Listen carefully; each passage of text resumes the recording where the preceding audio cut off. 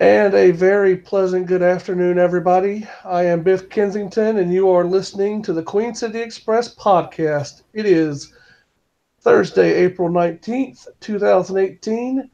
We are joined today by our co host, the coolest guy in the room, Ryan Sayo. Ryan, been quite a week, buddy. How you doing? Well, if it wasn't for allergies kicking my face in right now, I'd probably be doing a little better, but all things considered, I'm managing.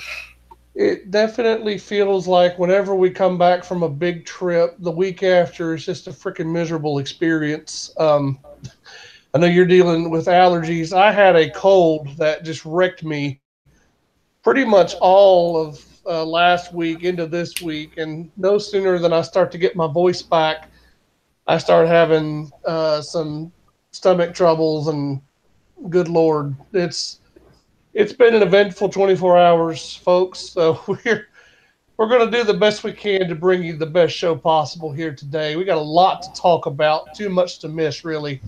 So just bear with us. Of course, this is the week after the end of WrestleMania week. The Superstar Shakeup is coming on. We'll be talking about that here momentarily. But really and truly, it's full bore ahead now to the greatest Royal Rumble in Jeddah, Saudi Arabia. That's just a week away tomorrow, as a matter of fact. Next week's show, we'll have full preview of the greatest Royal Rumble event in Saudi Arabia. It's shaping up to be almost as big, if not bigger, than WrestleMania, Ryan. It's going to be a loaded card. Yeah, I was looking over a quick glance at it. It's pretty stacked from start to finish. Kind of surprised me because when I first started hearing about this show, it was just supposed to be a glorified house show. And it's looking like it's going to be its own pay-per-view now. Yeah, it's interesting how they've kind of set this up. Really, I don't think that people quite appreciated how big this actually was going to be when it was first announced. Like you said, it was really set up to be almost a glorified house show or just kind of like a network special, similar to the Beast in the East show from several years ago. But this actually has kind of shaped up to become quite the card.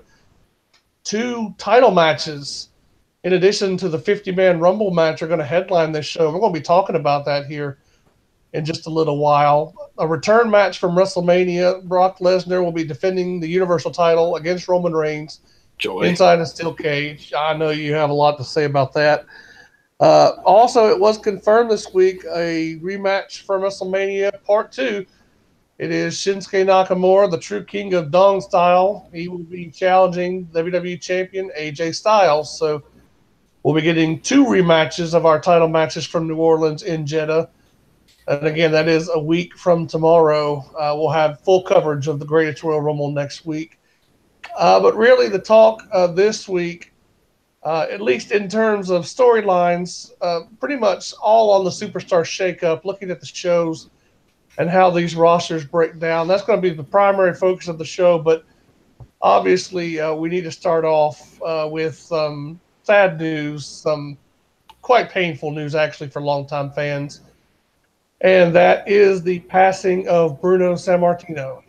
Bruno Sammartino, 82 years old, passed away after a recent illness. Ryan, I know that Bruno kind of predates you a little bit. You kind of became a fan after he was gone. Did you have any memories of Bruno as a younger fan? Kind of what does this news mean to you, really? Bruno, definitely a big name in the wrestling world. No real specific memories, to be exact. I remember, watching WrestleMania 1 on DVD or VHS as the time permitted. I remember seeing him, and growing up, even not having watched really anything from his era, I still knew who he was. You always would hear about the greatest champion of all time. People around time would try to throw out Hulk Hogan's name, and then, it's Bruno Sammartino with his legendary reign. If it wasn't for him, I know that wrestling probably wouldn't be where it is today. He had a lot to do with where it came from. He made it really far in life compared to where a lot of wrestlers did, and that's probably a testament to the kind of person he was. It's sad that he's gone. It is the story of Bruno. A lot of people know of the accomplishments in wrestling. what I think is interesting, really, the story of Bruno Sammartino, the real person, is almost as interesting as the wrestler. Uh, his autobiography actually is quite important to me personally. When I was younger, I actually found it in the local library. Ryan, you spent plenty of time there. You know exactly what I'm talking about in Gastonia. Mhm. Found his autobiography. I was not a very educated fan at this point. I was very young. I was only 8 or 9 years old, maybe. But it was fascinating going into his story because he did kind of keep it kayfabe, really. He didn't break character till the very end of it, actually. He kind of crapped all over WWE. This was shortly after he had a falling out with Vince McMahon. But just going through and looking at the stories of traveling on the road and having so much difficulty at first in wrestling, then making it big in Toronto. And, he talked about the championship win against Buddy Rogers. Bruno, for all intents and purposes, he was the guy that started the WWF in terms of their success in the ring. Vincent J. McMahon put the title on Bruno fairly quickly after Buddy Rogers had won the title in a disputed finish. That's what allowed Vince Sr. to kind of break away from the NWA. But really, Bruno guy, and they ran with Bruno for a long, long time. I actually found this interesting. On the list of longest title reigns in the history of WWE, list of recognized title reigns, I should clarify. Bruno reigned 1,237 days during his second reign. That was the fourth longest title reign in history. And it was a little bit over twice that long his first time. So of the top 5 title reigns in terms of overall length, Bruno has 2 of them. He reigned for a combined 11 years. The man was basically money at the box office. Sold out Madison Square Garden more times than you could possibly count.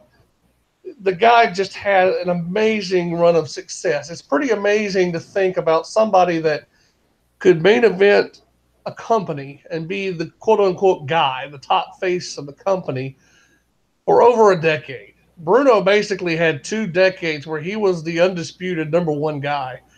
Even after Bob Backlund became the champion, Bruno, while he was around, was still pretty much, one of the top faces in the New York territory during the 1960s and 70s. When you think about the most important wrestlers from that era, Bruno is right up there with Andre the Giant. As far as the WWE goes, he really was kind of the linchpin for the company through its first 2 decades. And he had a presence all the way up through the 80s when I would get to rent a videotape on my birthday each year. You probably remember watching this with me, the Inside the Steel Cage Coliseum videotape. Bruno was all over that tape, had several matches, both from the old days. It was a match with him and George Steele from Madison Square Garden in there from like 1967. But they also had some matches from the mid-'80s. If you've never seen it before, it is available on the WWE Network, actually. Bruno Sammartino and Tito Santana wrestled Macho Man Randy Savage and Adrian Adonis inside a steel cage. It's one of the most fun matches that I can remember watching growing up, actually. It's quite a little gem. You can go find it. Of course, a semi-famous match with Roddy Piper in the Boston Garden was also on that tape. Bruno was a man's man, and obviously a strong man, to say the least. Some of the stories about his childhood are almost as interesting as his wrestling career. He wrote in his autobiography about his mother having to escape from German soldiers that were trying to arrest her, and just some of the experiences he had growing up in Italy during the end of World War II was almost as fascinating as the man himself. But like you said, Ryan, without Bruno Sammartino, it's very likely that there is no WWE as we know it.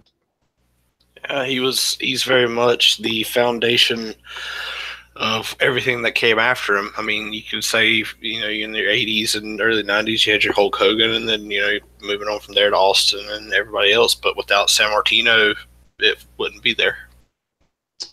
Yeah, it is very much a tragic loss for the wrestling world. He was still, in really great shape the last time we saw him at the Hall of Fame inducting Larry Zbyszko. Didn't even realize he had been sick, so this was kind of out of nowhere. But again, condolences to the family of Bruno Sammartino. Of course, all the wrestling fans that grew up watching him or have at least heard of him recognize, what he meant to the business. I think that it can't be understated. This is definitely a tremendous loss for wrestling fans, for the WWE family in general. Uh, Bruno was awesome in his own special way, and so he will be sorely missed. Bruno Sammartino passing away. I'm sure that they'll have a special tribute for him next week on Raw. They did do a 10-bell salute in South Africa yesterday, but I'm sure we'll be hearing more about the life and times of Bruno Sammartino as the days progress. But let's go ahead now. It was actually not about 3 or 4 hours ago that we learned about another loss in the wrestling community. Paul Jones, number one, Paul Jones. If you are from the Carolinas or you grew up watching the Mid-Atlantic promotion, Paul Jones passed away. I don't have many of the details on that as of yet. Apparently, he passed away yesterday. But Paul Jones was a very prominent figure in the Carolinas in the 1970s. And of course, if you were watching the Crockett era of the NWA on TBS in the 80s, you probably remember him from his work as a manager. Of course, Paul Jones is very famous for his never-ending war with the Boogie Woogie Man Jimmy Valiant. And of course, the death of Johnny V during WrestleMania week. It's been a rough week, rough couple of weeks here for wrestling fans, especially long-time wrestling fans. With Johnny V passing away during WrestleMania weekend, and now this week we lost both Bruno Sammartino and Paul Jones. So extend condolences to their families as well. Let's get into some happier news here, shall we? Let's talk about the Superstar Shakeup. We have seen the shakeup. We now know where everybody's going, at least for the time being. We'll have to wait and see next week as to whether any of the title matches that are scheduled for Jeddah carry stipulations that move people back and forth to Raw. At last check, the Bar still supposed to wrestle Bray Wyatt and Matt Hardy in Saudi Arabia next week for the Raw Tag Team titles. So unless the Bar is replaced, I would imagine if the Bar winds up winning that match, they could move back to Raw. We'll just have to wait and see on that front. But for right now, we do have the rosters pretty much squared up. And let's go ahead and run down the list of full changes, and then we'll get Ryan to jump in here with his opinions. First, Monday Night Raw, we are going to include NXT call-ups and free agent signings from last week. That kind of goes hand in hand with the shakeup itself. Of course, the night after WrestleMania, we saw several call-ups from NXT. No Way Jose, the Authors of Pain, and Ember Moon up from NXT last week. In addition, Bobby Lashley returning last week. So those would be definite players on Raw moving forward, especially Bobby Lashley. I think he's going to be probably in the upper card given the way the shakeup worked out. As far as the actual moves from Monday night, we're going to go through them here. Started off, Jinder Mahal and Sunil Singh. They are coming over from SmackDown. At that time, Jinder was the U.S. champion.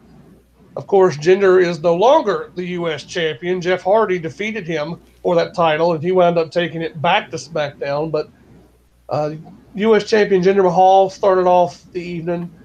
The women's division got a bit of a shakeup right away. The Riot Squad, Ruby Riott, Liv Morgan, and Sarah Logan, they wind up coming over from SmackDown. Of course, one of the big segments of the show, Kevin Owens and Sami Zayn, they have been signed by Stephanie McMahon. Despite Kurt Angle's promise not to hire them last week, they are now officially on Raw. This was also announced at the same time that it was announced that The Miz would be going to SmackDown. So we'll be talking about The Miz and his move here and what that means for Daniel Bryan coming up. A couple of people were announced online during the show, most notably Zack Ryder, Mojo Rawley, and then Mike Kanellis. They were announced online as moving to Raw from SmackDown during the show. Chad Gable also would be drafted after the conclusion of Raw from SmackDown over to Raw. We also had during the show itself Fandango and Tyler Breeze, the Fashion Police, are coming to the tag team division from SmackDown to Raw. Natalya debuted here from SmackDown. She's going to be partnering, it looks like, with Ronda Rousey.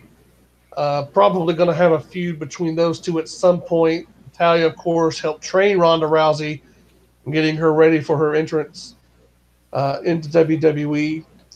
This was a big angle. It also involved a new NXT call-up. Dolph Ziggler from SmackDown appeared on Raw, and he was accompanied by Drew McIntyre. So everyone that had Drew McIntyre in your call-up pool, collect your money. He is apparently with Ziggler. They look like they're going to be a little tandem moving forward. A very interesting way to debut Drew McIntyre. So we can talk about that here shortly. Baron Corbin was announced as a new call-up from SmackDown. He will be making his way to Raw. The Ascension also announced from SmackDown, so a couple of tag teams coming over. And the final announced pick from SmackDown during the show, he made his debut during the main event. Bobby Roode, the glorious one himself, is now a member of the Raw roster. So it's quite a loaded haul for Raw. And Ryan, I'll go ahead and get you to weigh in now. Just looking at that list, honestly, not all that impressive of a haul, to be quite honest with you. Yeah, it's a lot of the people they picked up were pretty much dead in the water on SmackDown as it was. Ryder and what's his face? Who cares? Chad Gable going singles is interesting. I hope they can do something with him. He could be a good mid-card person to have. A lot of their stuff is going to rely on people they already had, and some of the new people coming up. McIntyre and Ziggler, they're going to be tag team for a little bit. Not a lot of faces in the Raw tag division that are going to be worth of note. No one that's really credible. You look at the heel side, you got the Authors of Pain, Ziggler and McIntyre, the Revival, and then Axel and Dallas if they stay together. But on the face side, about the only one I see that's going to be credible is going to be Matt Hardy and Bray Wyatt. Titus Worldwide's kind of a joke. Breezango and Ascension are a joke, and Slater and Rhino are a joke. So some weird setup in the Raw tag division, I feel like. Losing the Bar, and again, we'll get to the SmackDown acquisitions here momentarily, but losing the Bar, I think it was a move that was expected by some, but that really hurt not to get a top-flight tag team back from SmackDown for the Bar. Definitely looked like the Ascension and the Fashion Police are going to have to step up and be a bigger presence on Raw than they were on SmackDown.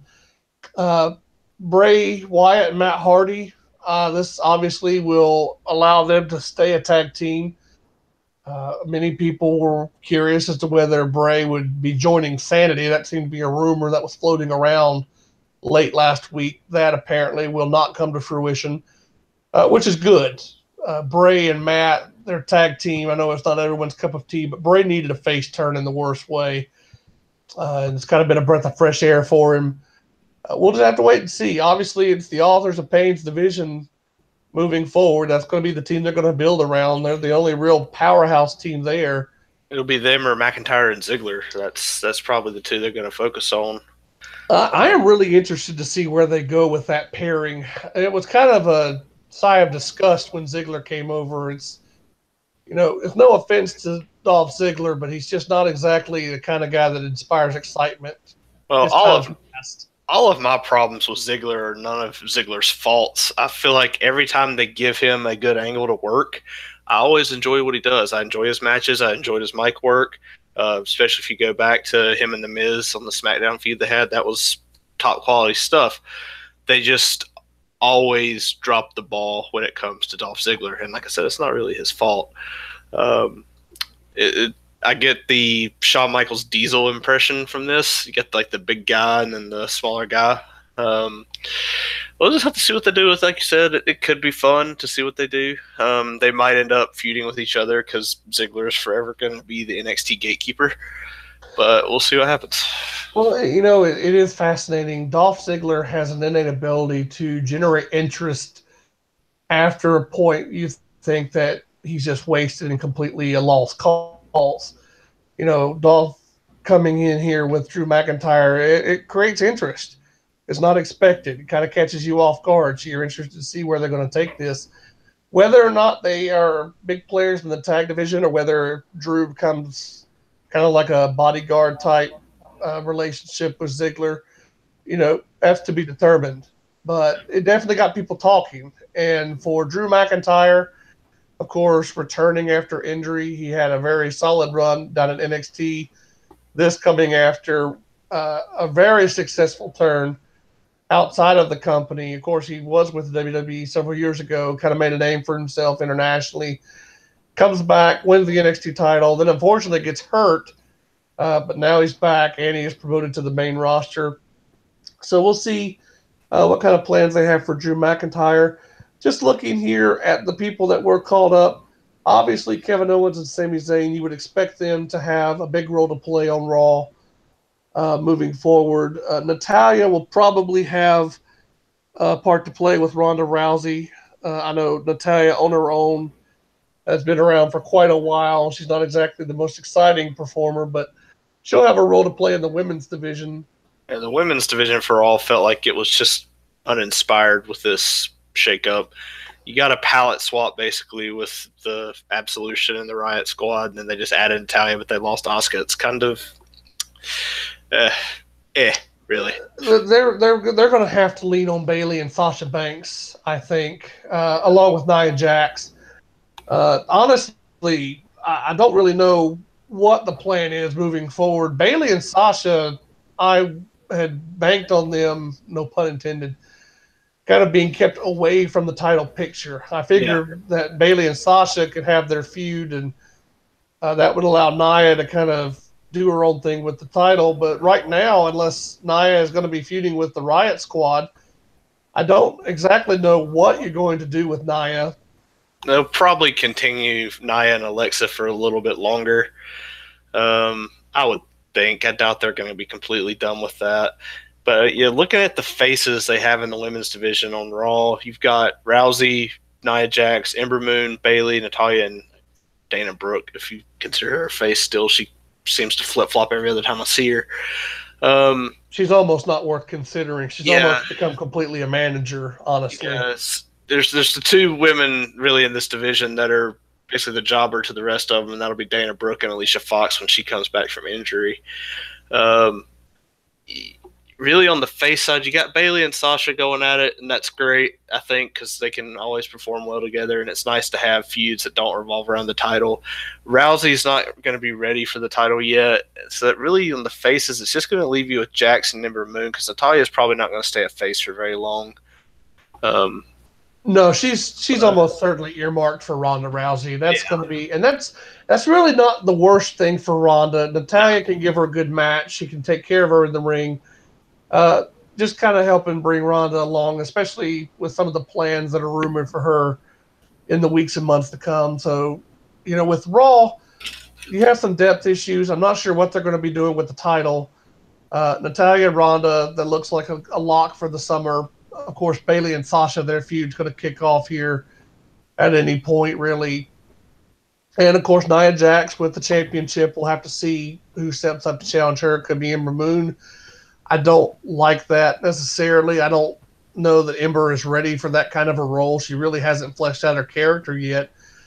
I will say this, though. Ember needs to wrestle Mickie James more. Mickie James sold the Eclipse like death on Monday. That was one of the best sales I've seen all year, and it made her finisher look like $1 million. So, Mickie James is one of those wrestlers that a lot of people, when you think about the best women wrestlers they have right now, are going to be shouting out Sasha Banks, Charlotte, and the Four Horsewomen. But Mickie James is low key one of the better workers they have. Agreed. She's kind of like she's a little bit of a more flashy version of Natalya. I think they both kind of fit. They both kind of fit the same role, which was interesting. Actually, I was kind of surprised Mickie stayed on Raw. I figured with Natalya coming over that Mickie might move.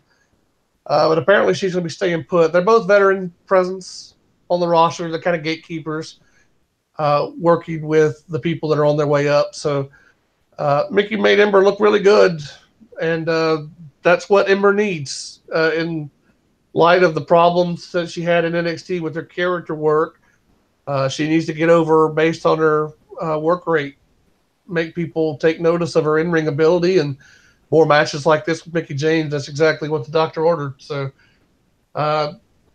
pretty inspired debut for Ember over the last couple of weeks. We'll see if she enters the title picture. But really and truly, Nia Jax, her babyface turn has worked out about as well as you could expect it to. You really don't want her lost in the shuffle behind a Ronda Rousey feud with Natalya, or a Sasha Bayley feud for that matter. You really want Nia to have a high-profile run. So a lot of questions surrounding the Raw women's division. There is some potential there. It's not the wasteland that the tag division is. But really and truly, Raw is going to sink or swim based on their men's division, the singles competition that they have. SmackDown providing several of their mid-carders for Raw. Of course, Baron Corbin will have a big role to play, along with Bobby Roode. Raw, the big win for Raw, if you can have a win out of the shakeup, they did not lose their biggest three baby faces. They kept both Finn Balor, Seth Rollins, and Braun Strowman. All three of those guys, definitely the three most popular acts on the roster. They retain all three. Roman Reigns, we'll be talking about Roman here in a little bit. I don't know what the hell is going on with Roman Reigns. I don't know what the end game is with him. He obviously is staying put on Raw as well. Brock Lesnar, as Universal Champion, of course, is locked into place. He's not going anywhere. So, the upper card for Raw will be fine. I think that the main issue for Raw moving forward is figuring out how to maximize their resources. You have three guys in Finn Balor, Braun Strowman, and Seth Rollins, particularly Braun and Seth, really, a little bit more than Finn. But those three guys are popular, and they are kind of caught behind Roman Reigns right now in the pecking order. I think it would be a shame for them to turn heel, but somebody's going to have to, because Raw is really without quality top-level heels. You've got Kevin Owens,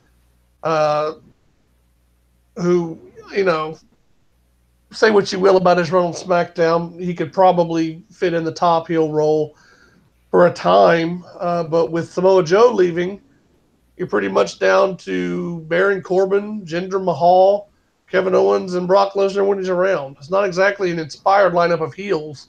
The heel stable is pretty bad. I'm kind of Balor, Rollins, or Roode are going to have to be one of the ones they're going to have to try and build up as a heel eventually, I feel like, if they want to make this credible, because the face side of things right now is just, it's too heavy, especially if you consider the fact that Dean Ambrose is going to be back in a few months. That's going to even add further to it. So, yeah, they've really got to get somebody going, because Lesnar, they need to move on from Lesnar at this point in time. He's just not going to cut it anymore. But Owens is probably a really likely situation if they want to put him back up into it. Given the right story, he's always entertaining, and his matches are always good for the most part. So could be seeing a Bobby Lashley turn. Of course, Bobby Lashley was a babyface on his arrival back in the company, but Bobby Lashley, his big run in TNA, he was an exceptionally good heel. And so he might take over the Lesnar spot. Apparently, the rumors of a Bobby Lashley-Brock Lesnar match are off now, which, of course, means we'll probably get it at SummerSlam after all. But it could be a situation of turning Bobby Lashley. I don't like the idea of turning Finn right now, especially with Gallows and Anderson going to SmackDown. Finn by himself as a heel doesn't really make a lot of sense. You'd almost think that they would have done better to leave Gallows and Anderson with him if he was going to turn. I don't like the idea of turning Seth Rollins heel either, to be quite frank. I prefer if they turn Reigns. I do too. I think that would be the best bet because you don't really want to turn Finn, especially with his new Balor Club for Everyone thing he's got going on. That would really give a really bad impression. Not the best of optics. There. Yeah, you're right. You know, we've seen Seth be a heel before, and while it wasn't good, it's been done, and I kind of like Seth as the baby face.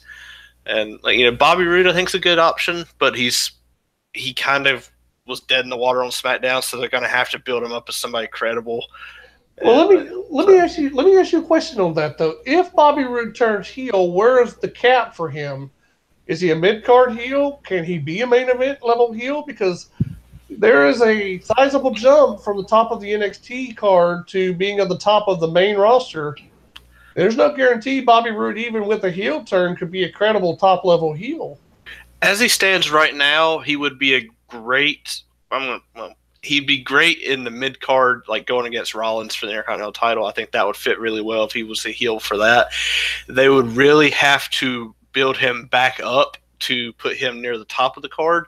I think he could possibly do it, especially with the same character he had in NXT. I think that would do well. But they're going to have to work on him because they just murdered him on SmackDown. Yeah, that's really the MO, I think, on this entire shakeup for Raw. There's a lot of work to be done. They're going to have to build up some people, flip some alignments. They're going to really need to put in some work. They have the potential to be a solid show. But honestly, I think Raw, there's a lot of question marks on what they're going to wind up doing, especially when you compare them to SmackDown, which we will go ahead and jump into right now. A lot of people are inclined to believe that SmackDown won the shakeup this year. I'll get you to weigh in on that momentarily here. Let's go ahead and run down SmackDown's haul. Of course, they were a little bit light on the NXT call-ups from last week. Only Peyton Royce and Billie Kay, the iconic duo, or the Iconics as they're known now. That was the only NXT call-up from last week. We got a few more NXT call-ups during the shakeup, though. Of course, the big one, Andrade Cien Almas and Zelina Vega, they are on the way from NXT. That was actually the last move announced in the shakeup. We also get Sanity, Eric Young, Alexander Wolf, and Killian Dane. They will be a big get for SmackDown's tag team division. No Nikki Cross. Yep. That's exactly right. No Nikki Cross. They're going to be keeping her in NXT at least for a while to help with the depth issue, provide some veteran leadership for the women's division down at NXT. But Nikki Cross will not be coming to SmackDown. That's unfortunate. He was one of the best parts of Sanity, but I feel like she will eventually kind of hijack it. I feel like they're going to keep her in NXT for a while to help build them up. But later down the line, let's say a couple months around SummerSlam or whatever, Charlotte gets the title back. Nikki Cross might come in as like a surprise and jumper and start a little feud to start there to hold over till later. It's possible. I also think, though, that this move actually gives them a little bit of flexibility. If it looks like Raw needs new talent more, then obviously this allows Nikki to move to Raw instead. But I would like to see her on SmackDown rejoining Sanity at some point. The women's division on SmackDown had a major infusion here. They lost Natalya and the Riot Squad. They gained Mandy Rose and Sonya Deville of Absolution. Sonya Deville, in particular, has been fantastic the last several weeks. She's really starting to pick things up. I think she could be something pretty special if she continues to develop. And, of course, the big one, Asuka. Asuka is on SmackDown, so that was what everyone pretty much expected. That indeed comes to fruition. So right now, SmackDown's women's division, Naomi, Charlotte, Becky, Asuka. That's quite a foursome there in terms of the babyface side. You got the part-time Nikki Bella whenever she decides to show up, too. Yep, so SmackDown's women's division quite loaded up right now. Carmella holding the title, the iconic duo kind of mucking around there with Charlotte. You got Mandy Rose and Sonya Deville of Absolution, two very promising young women that are looking to make a name for themselves. It's going to be interesting to see how the SmackDown Women's Division shakes out. But if you want to talk about exciting, look at the tag team ranks. Of course, SmackDown's tag division has pretty much been the bright spot of the show over the last couple of months. You had the Usos being one of the best tags in the company. The New Day, of course, you know what you're getting from them. The Bludgeon Brothers have really been coming along nicely. And, of course, their big tag title win at WrestleMania kind of sets them up as the new kingpins of the division. The loss of the Fashion Police and the Ascension kind of hurts in terms of the comedic side of their division. But looking at who they gained from Sanity coming in, Carl Anderson and Luke Gallows, they provide some solid depth. They're really criminally underused in WWE. You could see Gallows and Anderson increase their role. But the big pickup, Cesaro and Sheamus, the Bar, are on their way in. Now, we don't know how long the Bar will remain a tag team. It seems like Sheamus could retire in 6 months. He could retire in 6 days. It just seems like the rumors about Sheamus continue to float around. But, you know, for the time being, the Bar on SmackDown, that is a huge pickup for them. And honestly, of all the major divisions on the main roster, I'm tempted to say SmackDown's tag team division could be the very best of them all. It very well is. Just looking at it, there's really only one team that I would call a jobber team on SmackDown, and that's going to be the Shining Stars whenever they come back from being injured. But the only problem I do see with this is that between the main 6 teams they got, Gallows and Anderson are probably going to be the two that are going to be getting jobbed out a lot unless they just don't want Sanity to be relevant. And I'm hoping that's not the case. I definitely think Sanity is going to kind of fill the role that the Authors of Pain are filling on Raw. I think that Sanity and the Bludgeon Brothers are probably looking at a tag title match at SummerSlam at the earliest. That would be my official prediction. I think that Sanity and the Authors of Pain are going to kind of anchor the tag divisions for the next couple of years, or at least the next couple of months, I should say. And Lord knows what's going to happen the next couple of years. But tag division looks stacked. That's going to be very fun. And Brian James, the Road Dogg, of course, if there's one thing he does well, it's guide the tag team division. So he's got some toys to play with. So hopefully the tag ranks on SmackDown continue to be exceptional. But Sanity and New Day could be a really fun feud. There are so many interesting feuds that could be coming out of the shakeup on SmackDown. And, you know, the awesome thing, too, if Sheamus and Cesaro are not long for the world as a tag team, you still have Cesaro on SmackDown. You still got Cesaro on SmackDown. That's exactly right. And speaking of these dream matches, let's go over some of the singles competitors that moved. Jeff Hardy brought the U.S. title back to SmackDown. He was the first announced acquisition for the Blue Brand. He defeated Shelton Benjamin, who turned heel. So if you were watching SmackDown in 2008, 2009 with Orton, Benjamin, and Jeff Hardy out there, this probably felt like a homecoming for you. Samoa Joe, absolutely the biggest move of the entire shakeup, in my opinion.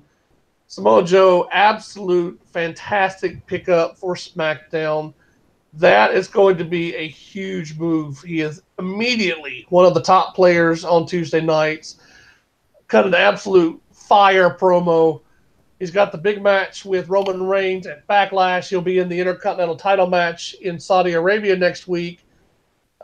He could be bringing that Intercontinental title to SmackDown with Jeff Hardy defending his title in Saudi Arabia against Jinder Mahal of Raw. Could be seeing the mid-card titles flip. And that's actually what I expect to happen. I don't believe they'll keep the Intercontinental title away from the brand that The Miz is on.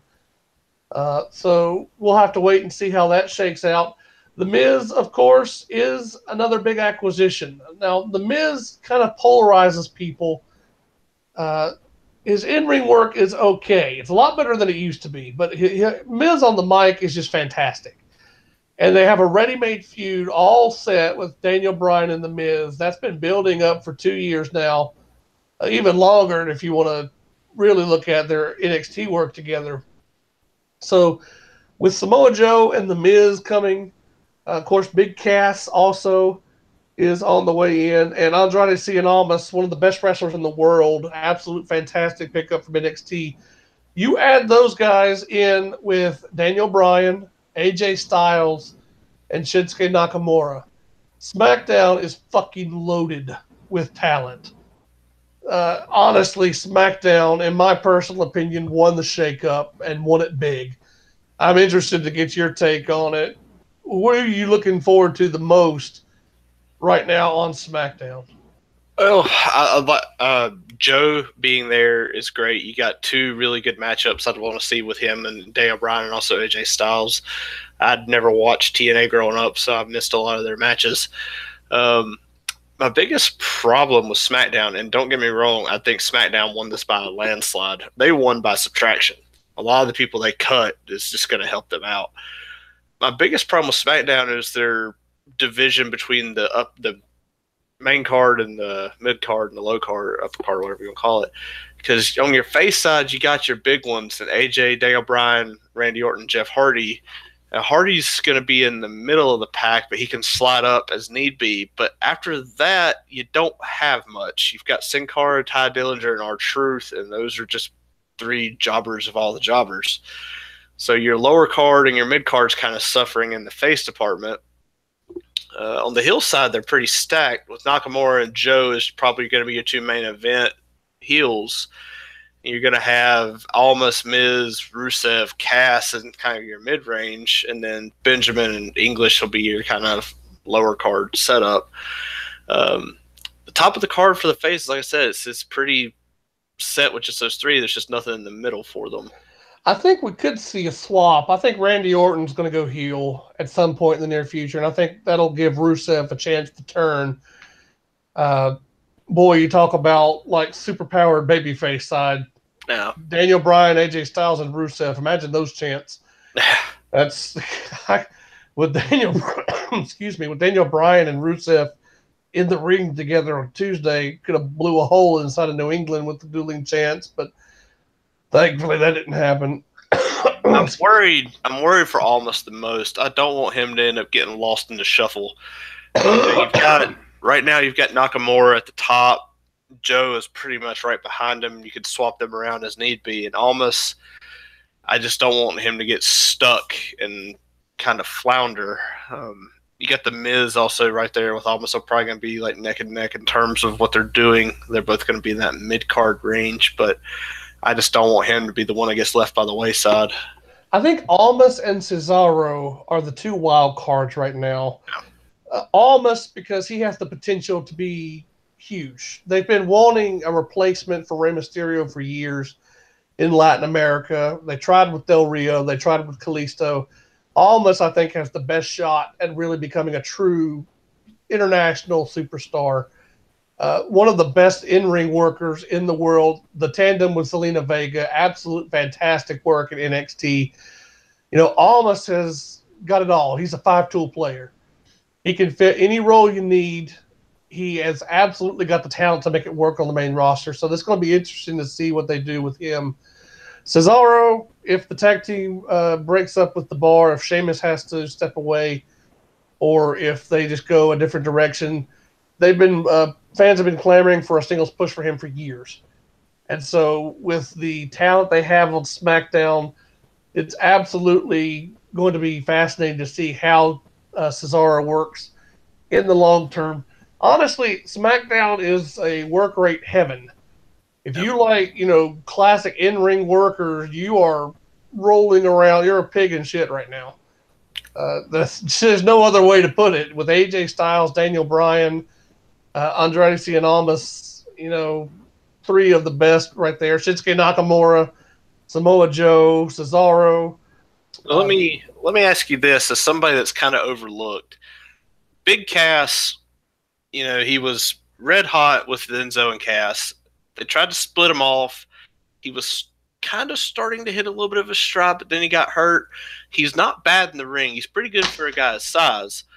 I feel like he's probably going to slot in with the Baron Corbin role. It's going to be your mid-card heel, can slide up to the main event if they need something a little fresh. Probably not really going to have a lot of success there, but kind of move back and forth. but I could also see them possibly tagging him up with The Miz to kind of keep Daniel Bryan off The Miz. That would be the optimal role for him. Gives somebody to talk for him. Gives him somebody to talk for him. The bodyguard role, we were talking about Dolph Ziggler and Drew McIntyre a few minutes ago. That's even more pronounced here. I like Big Cass. I think that he has a lot of potential. I know a lot of people are down on him. I like him personally. I don't think that he is ready for the kind of role that he's about to step into. But you pair him with The Miz, you make him The Miz's muscle. That's an immediate upgrade from The Miz to Raj. And, of course, you could sell it, Big Cass waiting for the money, especially if Miz is going to be more of a serious player on SmackDown than he was on Raw. It makes sense with the feud with Daniel Bryan all but assured. I don't see how they're going to keep Miz and Big Cass separate. It does seem that Big Cass has a thing for Daniel Bryan right now. But the money feud is Miz and Daniel Bryan. That's where this story has to get to. So I think it's a very real possibility they're working together. I think that's the perfect role for Big Cass. It immediately gives him a level of prominence he hasn't had on the main roster yet. I think it makes all the sense of the world for The Miz to have a new heavy in his corner. And, of course, it puts some odds against Bryan. It's just a good dynamic, I think, for SmackDown. I don't think Bryan is going to be in the main event picture. I think he's more of a mid-card act, not because he's not popular. I just think that it's safer to have Bryan in the mid-card until he reestablishes his ability to stay healthy. You don't want to put Bryan in the championship picture and then he gets another concussion and he's permanently done. I agree. And, you still, as popular as Daniel Bryan is, he is going to be more popular than like AJ Styles, but you still have AJ Styles. You've been pushing him as the face of SmackDown for a long time now. Why derail AJ Styles to push Daniel Bryan? Just keep it the way it is. There's no need to move AJ Styles out of the number one role on SmackDown. He is the top face of the company. And to be honest, even with Daniel Bryan's return, AJ Styles' popularity hasn't taken a dent. It's not like people are clamoring for Bryan to replace AJ. I've kind of taken to calling them the Super Friends. Their work together has been quite fantastic the last 2 weeks. So I think they're in the perfect role right now. Let AJ continue to be the top face, and Daniel can kind of work with them, be kind of the anchor in the upper mid-card there. And when we get further down the line, if Daniel Bryan still proves to stay healthy, then you can always have AJ kind of go back to his little bit of tweener persona and have them two go at it. And, that's just a money feud waiting to happen. That right there, I think that's the strength of SmackDown is the possibility. There's so much possibility on this roster right now from a work rate perspective. Shinsuke Nakamura, look, I was not a fan of the heel turn when it happened at WrestleMania. It kind of caught me off guard. I think I slapped your shoulder with my jaw because my jaw about hit the floor. But it has been one of the most entertaining things they've had going on here lately. It's been fantastic. He has knocked it out of the park, and that's going to kind of bleed into another subject we're going to get into here momentarily with the 2 title matches scheduled for next week in Saudi Arabia. But Nakamura as the top heel has so far worked out tremendous. Now, I take great pride. Well, maybe pride is not the right word for it. I have immense joy at watching Nakamura just be a gleeful dickbag. There's just something about Nakamura. It's like he never, knew true happiness until he turned heel. And he's found his ticket. The golden ticket for Nakamura is punching AJ Styles in the nuts. And the look, the look on his face when he got AJ on Tuesday night, honest to God, he was like a 10-year-old kid that was, grinning because he destroyed his parents' bedroom or something. Like he dumped like butter on the mattress, the brand new mattress. He broke a window or something, and he was trying to hide his involvement. Just that gleeful little shithead look on Nakamura, malevolence, just gleeful douchebaggery. The guy is great. This role has been such a great breath of fresh air for him. I think it really bodes well over the next couple of months. Can I just say a little bit of fantasy booking? I hope that on Tuesday, Renee Young tries to interview Shinsuke Nakamura again, and she brings Funaki with her. And then Nakamura just looks at her and says, I can speak English right, and just walks away. I really hope that happens. Because it's just been fantastic all around from him. And he's gotten by with so little. Yeah. But don't speak English and the ball shot. That's the extent of basically his, and the disingenuous wink. But there's a lot of possibility. As a top heel, I have a feeling that Nakamura is going to be too entertaining to be a true heel for long. I think he's probably going to wind up turning himself babyface with the crowd long before WWE moves him back into a role as a babyface. This is the perfect role because with AJ Styles and Daniel Bryan, you need a strong heel to go against them, and I don't think there's anything that makes someone more hateable from casual fans than constantly hitting somebody in the groin. I do feel bad that AJ and his wife are no longer going to be able to conceive children. He had enough. Well, I mean, AJ's macadamias have just been destroyed. His pecans are cracked. So, I'm sorry. It's just AJ. I mean, his poor nuts. He's gotten ball shotted like 3 different times now. He's going to have to pull a Bret Hart Goldberg situation where he's going to get low blow and he's just going to pull out a cup, right? And he's going like a big metal cup. Yeah, a big metal cup or something to mess with Nakamura. But I want you to ponder this one. Shinsuke Nakamura and Samoa Joe versus Daniel Bryan and AJ Styles. I don't even want to think about it because it's too good to happen. It just they're going to screw it up and not do it for some reason, but they need to. We're a breath away. We're a drunk creative meeting away from that tag match happening in WWE. So, get excited, folks. If you're a fan of wrestling, if you like good in-ring competition, SmackDown is going to have quite a little summer set up here. It's almost to a point now where the roster is too loaded to fail. Even substandard writing, I think the sheer quality of the workers on SmackDown are going to help make the show at least somewhat watchable. It's going to be a very fun time. SmackDown, definitely looking forward to seeing where they go on Tuesday night. Of course, Raw itself has its own strengths, but I think you're in agreement with me. SmackDown won the shakeup this year. SmackDown definitely became the show you want to watch if you want pure wrestling. Raw did what it needed to do. It added a lot of mid-card talent and like opening acts that they needed because they were kind of stuck on the same few people. But they had the top of their card pretty much set. Their top heel and Lesnar, that's not going to last, and losing Joe, I think, really hurts them there. But they've got people they can try to slide into that role if they need. Their main focus was the mid-card they desperately needed to help fill that 3-hour gap. And on the SmackDown side, they just added quality wrestlers, and even the people they have on SmackDown that aren't relevant, they can still work. I mean, Ty Dillinger's a good worker, Sin Cara's a good worker, Rusev's great, English is pretty good when he gets the chance, and Shelton Benjamin's still a good worker. So they've got those kind of people, and then you still got the people that don't show up that often that might pop in here and there. You got John Cena might show up, Big Show, Kane are technically Raw, but they could pop up. Ambrose might not even come back to Raw. He might show back up on SmackDown. There's no telling what they can do with it. It's possibility, and that's something that SmackDown has needed for a while. Fans need something to look forward to. There's been kind of this dark cloud hanging over SmackDown for the last several months. The show is a shell of what it used to be. And then Jinder was let go.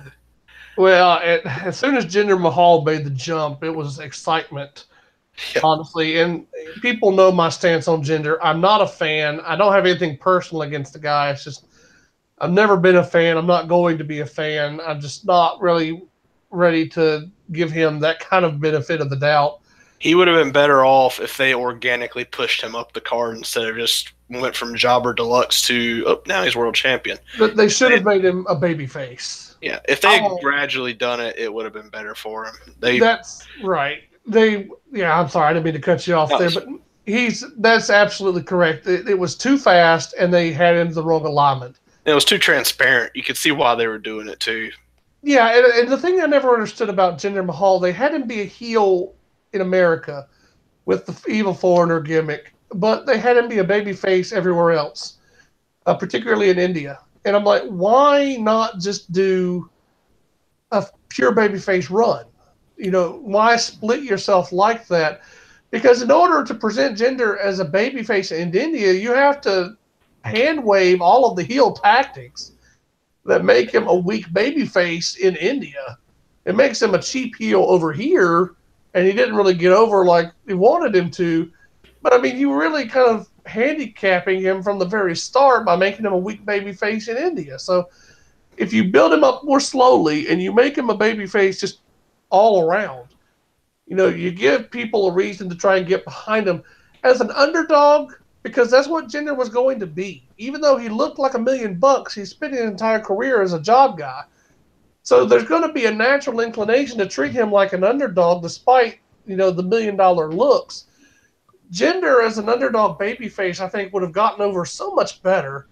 And maybe you don't get him to the world title level going babyface, but I think you definitely make him into more of a star than he is now. Now, that's not to say that he may not turn it around on Raw.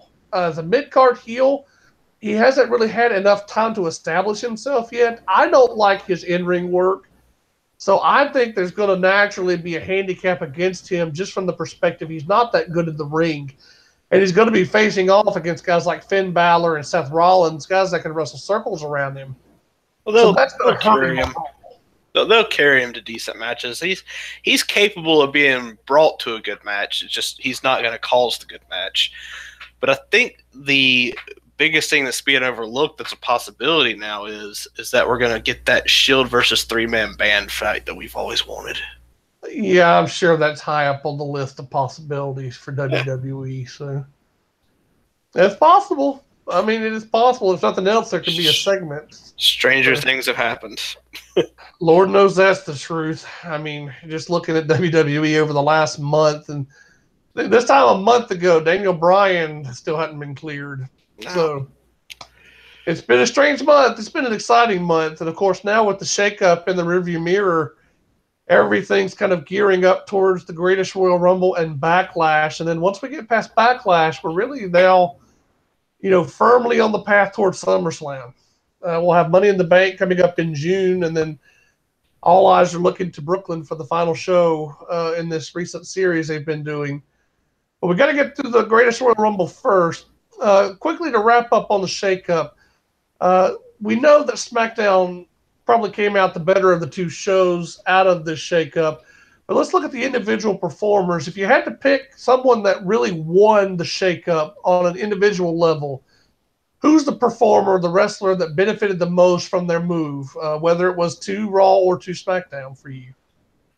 Looking at it, I might have to just go and say Samoa Joe. He's going to very easily slide in and be that top heel on SmackDown. He'll kind of compete with Nakamura. He's not going to get lost underneath Lesnar. He's not going to get fed to Roman Reigns again. Just trying to, that's probably who I'm going to go with here. You got a few things, like Jeff Hardy's always going to be who he is. Miz is going to be who he is. Bobby Roode, he was dead on SmackDown. He might end up being dead on Raw. You could say, Chad Gable might get a chance to show his singles prowess, but he's probably never going to get above the mid card. So, yeah, I'm going to probably go with Samoa Joe. I've got four people in particular that I consider winners out of this. Two of them from SmackDown, three of them from SmackDown, and one of them from Raw.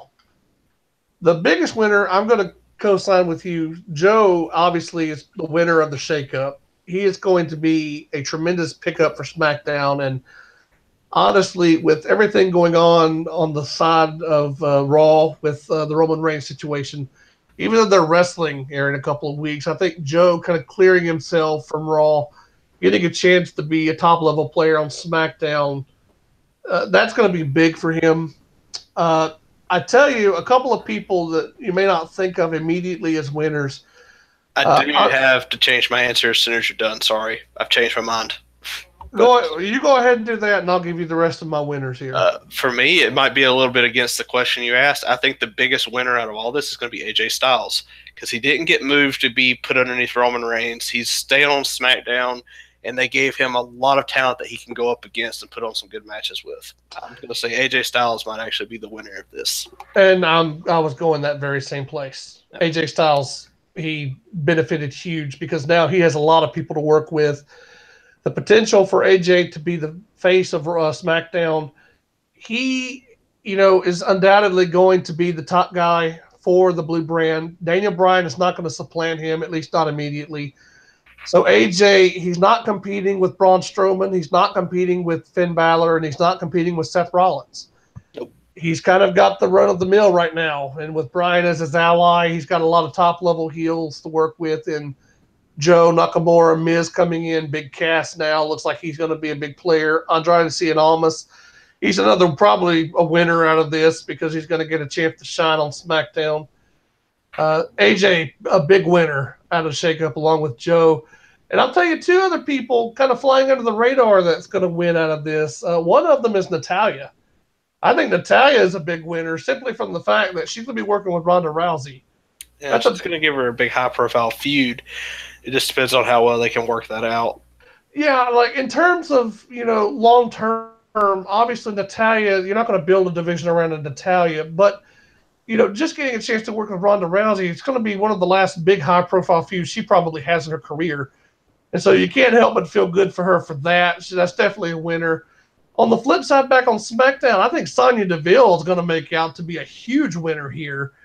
The heel side on SmackDown's women's division, there are heels in place. You have the Iconics, you have Carmella, but really and truly in terms of good in-ring heels, SmackDown is a little bit light right now. Asuka, kind of a tweener, more on the babyface side of things. I don't think you turn Charlotte heel. She's too embedded in this babyface turn, and it's really clicking for her. A little too soon. I don't think you turn Naomi heel. I don't think that has any traction. I think Charlotte works better as a heel, but it is too soon. Maybe you could turn Asuka full heel. I mean, that's a possibility. She would definitely work as a heel. Though I hate the idea because I like Becky Lynch as a babyface. We know she works as a heel too, and that would probably get her more visibility. But Sonya Deville, she is still very new to wrestling. She has really looked good the last couple of weeks. She's really been picking it up. And with the dearth of heels in the SmackDown Women's division, she's got an opportunity here to really step up and kind of make a name for herself. I'm not saying that she will be a big player right away, but the possibility is there for her. I think getting out from Raw, which, Raw with Sasha and Bayley, Ronda Rousey, Nia Jax, Raw kind of felt like there was a little bit less in the way of opportunity. I kind of feel like even with the talent that's on SmackDown, the door is wide open for someone to really step up and kind of establish themselves. And it's going to be tough. She's got to get past Carmella and the Iconic Duo. But I really think that she's going to benefit from this move. It's really going to give her a chance to showcase what she can do. I honestly believe that she's got a lot of potential to be a big star in this division moving forward. So she would definitely be one of my winners. But let's look on the flip side. For every winner, there's a loser. Who's the biggest loser coming out of this for you in the shakeup? I'm going to say the Revival. Yeah. That's if not the Revival, if you want to say a team that or people that actually moved, I'd say Zack Ryder or Mojo Rawley because they kept them together, so that never-ending feud is never going to stop. So, yeah. But Revival not moving to SmackDown. Now, looking at the tag teams on SmackDown, I don't see how they would build the Revival up against them because, again, the Revival's just been dropped so far down. But, it's possible the Revival can come back on Raw. You look at the teams they have on the face side, I would put the Revival up against Slater, Rhinos, Ascension, Breezango, and Titus Worldwide. They can beat them handily. Hardy and Wyatt's probably going to be their top team, so that's who they're not going to be able to take down. So they could probably slowly build the Revival back up. But SmackDown being the land of opportunity, as people like to say, it would have been the perfect time to kind of reset the Revival and get them back up to where they needed to be, and they just kind of dropped the ball. Gallows and Anderson moving to SmackDown probably gives them a breath of fresh air and helps them, but I think the Revival probably would have been the better choice to move in place. I think Gallows and Anderson staying with Finn, that leaves you with a little bit more possibility, especially with, the Shield possibly coming back together. If you want to turn Finn heel at some point, would have been better to keep Gallows and Anderson near him. Yeah, definitely the Revival. I know this might be kind of a cop-out answer. It's kind of a popular answer. And no disrespect to the performer, I think Roman Reigns comes out a big loser of the shakeup.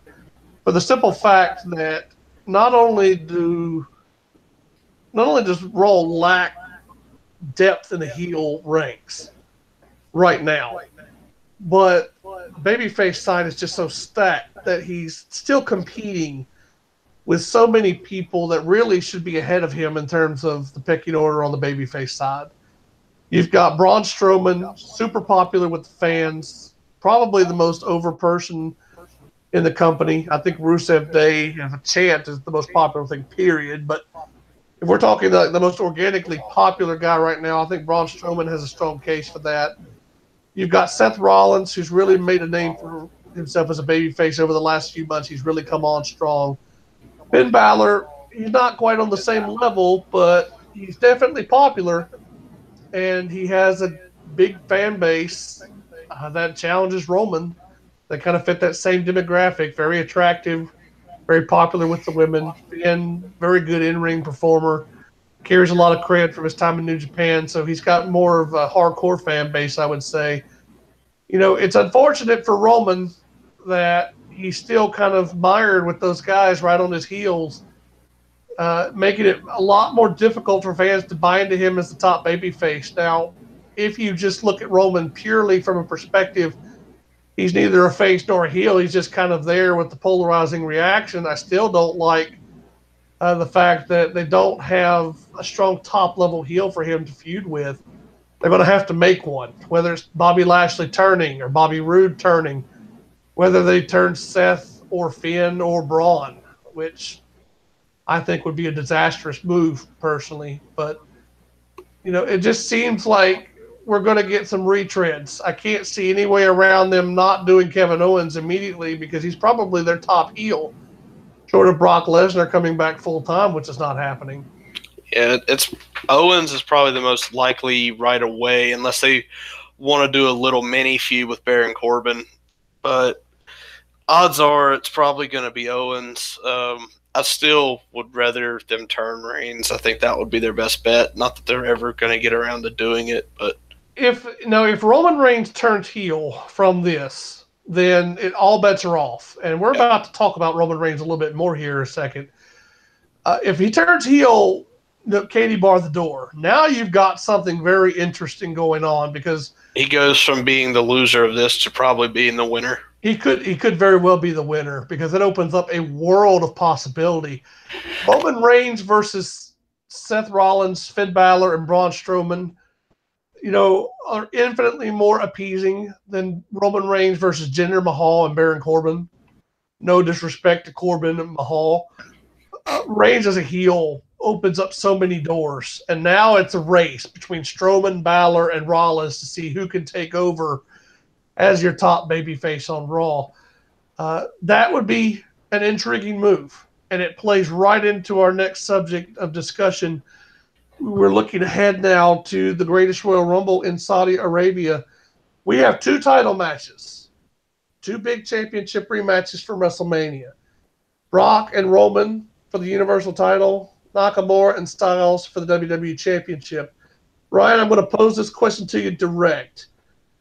Between Roman Reigns and Shinsuke Nakamura, who needs the championship victory more in Saudi Arabia?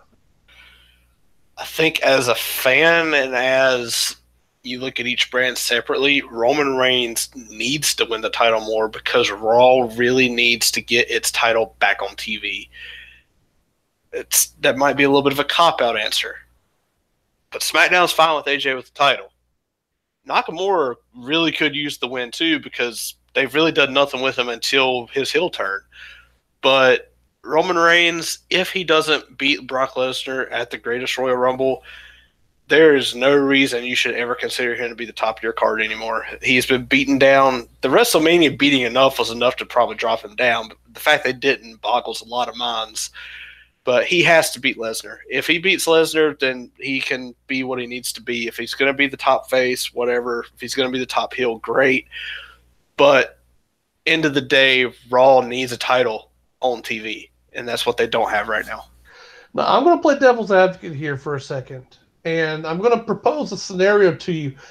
If we are holding court with Roman Reigns in his present iteration, in other words, they're not turning him full heel, he's going to continue in the status quo, then I agree with you. Roman Reigns needs a title victory far more than Nakamura.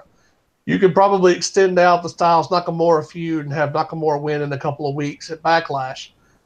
But if Roman Reigns is turning heel, then I could very much see a scenario where Reigns does not come out of Saudi Arabia with the title, and that serves as a catalyst for a heel turn.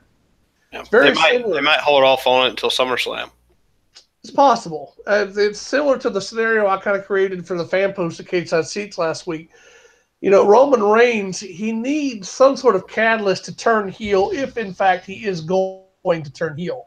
And getting screwed out of the title in Saudi Arabia or failing to accomplish that and it kind of leading to a breakdown for him, that opens up some possibilities in the storyline. Now, if he loses to Brock again, you have to turn him heel because you have destroyed him as a face. Nobody will buy him being the top level face. They won't be able to buy into him having a real shot.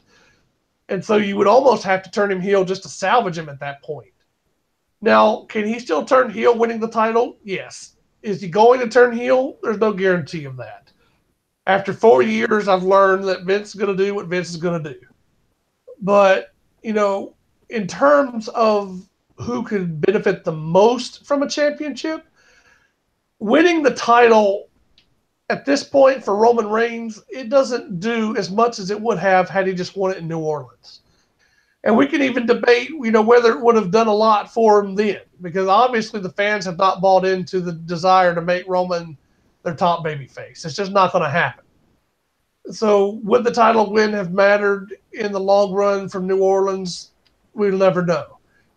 It's definitely going to be a weaker title win now in Saudi Arabia because Brock just packed his shit in from New Orleans, just destroyed him basically.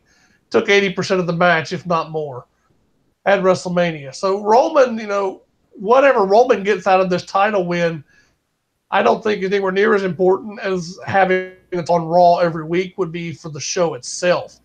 Nakamura is your top heel champion on SmackDown. That is a very intriguing possibility. It instantly gives Nakamura the credibility he's needed on the main roster. It galvanizes the heel turn. It really shows that they're going to run with this guy in this role. And, of course, with AJ Styles and Daniel Bryan to chase him, both of which are matches that the company is going to be wanting to do at some point, with Bryan staying healthy, hopefully. You know, I think the possibilities with Nakamura as champion are really too enticing to pass up. They probably want to put the title on him sooner rather than later, even if you move the title back to AJ at SummerSlam, Survivor Series, or the Royal Rumble. You know, I think that Nakamura holding a championship, you could probably do more with Nakamura than you can Reigns on Raw. But, again, this is entirely dependent on what they're going to do with Roman Reigns. If he's staying as a babyface, I think you have to put the title on him, simply from the fact that nobody's going to take him seriously if he loses again. Now, if you want to turn him heel, it doesn't matter what happens in Saudi Arabia because it's not going to count anyways. A heel turn kind of is a reset button push for him, and you can build him back up from there. But that's where I kind of stand on it personally. I think it just depends on where they're going with Roman Reigns and how seriously they want to get behind Shinsuke Nakamura. If Nakamura is not winning the title, then you're going to have to kind of figure out, okay, well, who follows him as the top heel on SmackDown? I think the only option really right now would be Samoa Joe, unless they have aspirations to put the Money in the Bank briefcase on The Miz. which I think we can get into right now. You know, I'll ask you this question. I've asked a few other people. With the Money in the Bank briefcase now apparently going to be open to both shows, will we see The Miz win the briefcase? Could he be a credible Money in the Bank briefcase holder in 2018? I mean, I feel like he could because The Miz is just, he's so good on the microphone, he can make any position that he's in work. Even if he was a world champion again, I feel like he would make it work better this time than he did last time, especially if they want to do like the whole big cast Miz pair up that we mentioned earlier. He's good enough in the ring. He's always going to play the chicken shit heel. That's never going to change. And that does work for a lot of champions. He's good enough in the ring where he can carry whatever match he needs to against whoever he's against. As Money in the Bank, it gives him something to do. I don't see The Miz being U.S. champion. It doesn't feel right. If the Intercontinental title got jumped back over to SmackDown, then yeah, that's probably where he'd end up. But I could very well see him being a Money in the Bank holder. I think it would work. Yeah, I think that there's a real possibility here for Miz, especially if you're not going to put the title on Nakamura, or if you have a scenario where Bryan wrestles Nakamura. I could see now. I actually differ in opinion from my friend Taker's Minion at the Shooting the Breeze podcast. I think that if Bryan can stay healthy over the summer, they might very well move him up into a championship program. Especially if Shinsuke Nakamura wins the title at some point in the next couple of months. I could see a scenario, and we'll let this play out here for a second. Bryan wins the title from Nakamura, and Miz cashes in on him. That would be an immediate heat getter for the Miz, especially if everybody knows that he's got the briefcase and he's lurking over Bryan's shoulder. Now, there are some inherent risks to doing that, and the most prominent risk among them, can Bryan stay healthy at the top of the card? That's one reason why I like AJ being in the role he's in right now. If Bryan does get injured again, you still got AJ there to hold down the fort. But once you get past AJ and Bryan, the babyface side on the upper card of SmackDown is a little bit slim. There's really not a lot. You got Randy Orton, who looks to be going heel. That's really it. You're going to have to turn Rusev face, I would imagine, at some point and give yourself another baby face on the SmackDown side. Well, they'll have Jeff Hardy jump up and down as need be, too. Right. Top in the middle. If it's like in case of emergency, he can be the top face of the brand for a little bit. He's still a big enough popular to be able to do it. Yeah, Jeff Hardy could move up and down. I think the worry with Hardy is a little bit more in line with the worry of Bryan. Hardy just has to stay healthy. Yeah. He's older. He's already had a significant injury in his return to WWE. Of course, he has the legal issues in North Carolina. I have to see how those play out. So you do have an issue with Jeff in terms of, can you trust him to stay healthy and can you trust him to stay out of trouble? And then they always have the, in case of emergency, break John Cena glass window. So then there you go again. Yeah. So SmackDown has some options to play with. Miz, look, whether or not you believe in Miz as an in-ring worker, I know that Miz does not appeal to everybody. There's a lot of people that don't like him. I view the Miz, maybe not the best in-ring wrestler, but he's one of the better in-ring workers just from the perspective of telling a story. With his character, his promo work, and his ability to get a reaction from the crowd, I don't know that I would buy the Miz just beating a champion straight up. I can't see AJ and Miz having a scheduled match and Miz being AJ for the title. No, it'd have to be a dirty finish for him to get it. Right. As a cash in with the Money in the Bank contract, I think it works. Yeah. And given his success over the last couple of years, the Miz has been a company man through and through. I could absolutely see WWE giving him one last token run with the WWE Championship, particularly over the summer and fall months, where they're just trying to get to the Royal Rumble and get everything set up for next year's WrestleMania. I think that long term, definitely SmackDown, we're going to be looking to see who the big babyface on the way up is going to be. AJ Styles is nearing the end of his career. You're not going to have AJ Styles as a long-term plan. I don't think Daniel Bryan is the long-term plan. There's just to be question marks surrounding. They're good in the short term. Both guys are. It's really who's coming after them that I think is going to be interesting. Short of any kind of call up from NXT, which there's plenty of people in NXT that could come up and immediately fill that of the future role. There's not a lot on the who can be a year or 2 years down the line on SmackDown. If they turn Rusev face, he's still young. They could really build him back up. Almost works better as a heel than he does a face. And Joe's also better as a heel than he is a face. So it's really going to come down to if they call people up for that spot. Well, I think there's two people that they could call up later this year that could be not necessarily game changers from the start, but I think that they could be something special long term. Now, I don't like the idea of calling up the Velveteen Dream this quickly. No. And I know a lot of people are worried about his ability on the main roster. Velveteen Dream could be the face of the company in 5 years. That's how talented he is if they get behind him. He has that kind of talent. This young in the business, this young overall, he's the kind of guy that you build around for the next 15 to 16 years, if all goes well. But I'm looking at NXT right now. Aleister Black is going to be a good NXT champion. He's a great wrestler. You have Undisputed Era down there that are going to provide a nice little heel stable with Adam Cole, Kyle O'Reilly, Bobby Fish, and Roddy Strong. You've got Ricochet, EC3, Lars Sullivan. You have a lot of talent down in NXT. Johnny Gargano is not necessarily needed long-term down in NXT. You bring him up after SummerSlam. Put him on SmackDown. Start building him up as the babyface of the future. You may have something with Johnny Gargano in that role. He is very similar to Daniel Bryan, not only in his in-ring ability and not only in that natural babyface tendency. He has proven without a shadow of a doubt he is a big match performer. He is Mr. Takeover. He's one of their best workers right now in terms of match quality.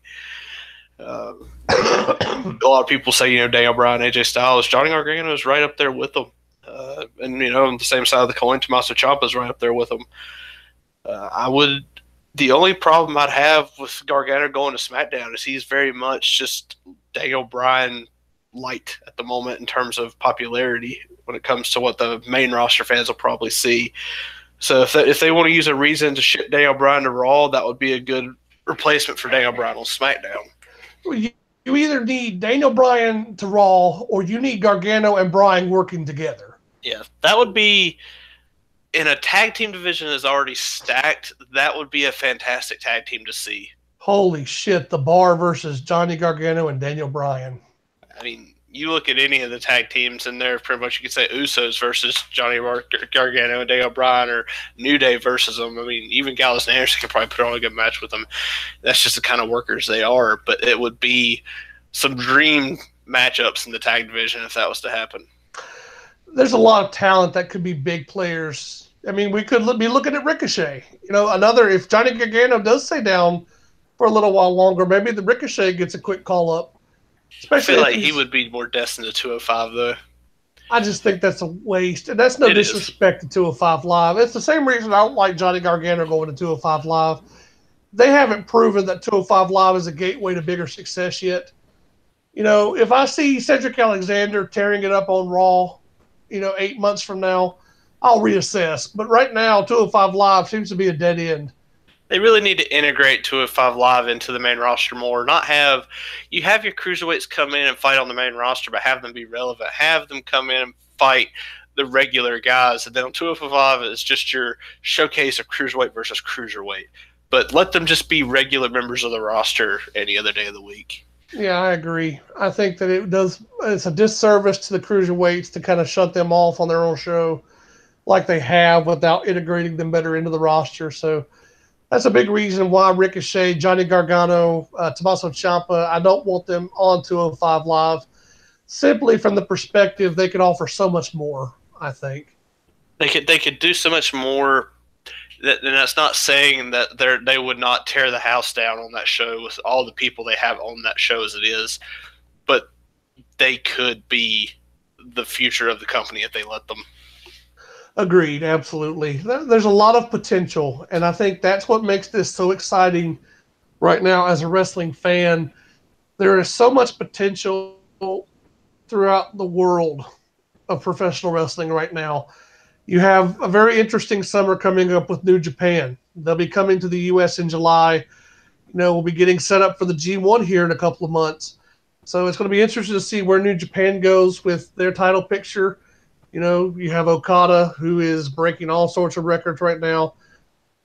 Ring of Honor, we'll have to see where they're going to wind up going and how they tie in with Cody Rhodes and their relationship with New Japan. Of course, the All In show, we're getting a little bit closer now to that. We'll start getting more info for the show in Chicago in September. WWE, of course, they're set up for the summer months now. We'll see where they go with Roman. We'll see what they do with Bryan, with AJ, Nakamura. NXT might be the best pure show of them all. They have probably one of the most loaded rosters of any promotion. So, NXT, definitely an exciting time to be a fan of NXT. It's a really awesome time in general to be a wrestling fan. There's never been more quality content than right now. And so I think that's what makes it just such a great time to be a fan, dude. It's just really been an awesome month so far.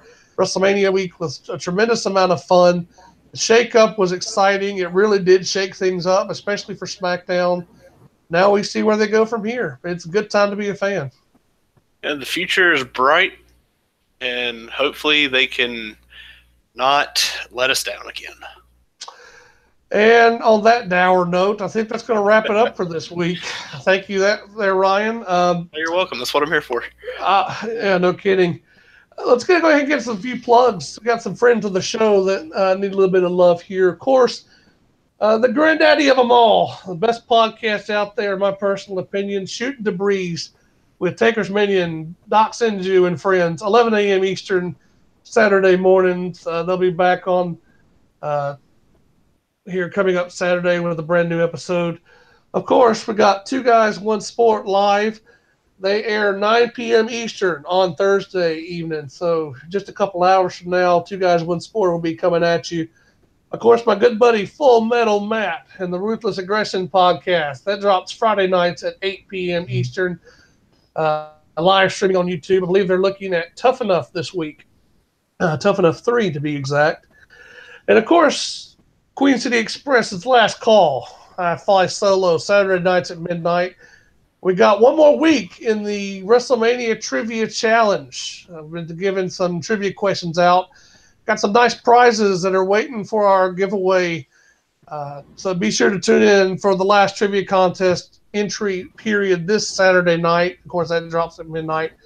And be sure to check out Cage Side Seats, the Cage Side Seats family of podcasts. There's all sorts of good content floating around. Be sure to join us in the daily and nightly threads. That's going to wrap it up here this week. Thanks for bearing with us, guys. I hope you enjoy the show. If you like what you hear, be sure to drop a line over at Cage Side Seats. You can follow me on Twitter at RealDealBiff, DILL, like the pickle, because that's what I am. Of course, you got any comments, questions, concerns, BiffKensington2018 at gmail.com. As always, you can catch us next week, Thursday, same 4 p.m. time, same glorious channel for the Queen City Express. Ryan, thanks for joining us, buddy. You have a great week, and thank you for tuning in. We'll see you later. This is the Queen City Express.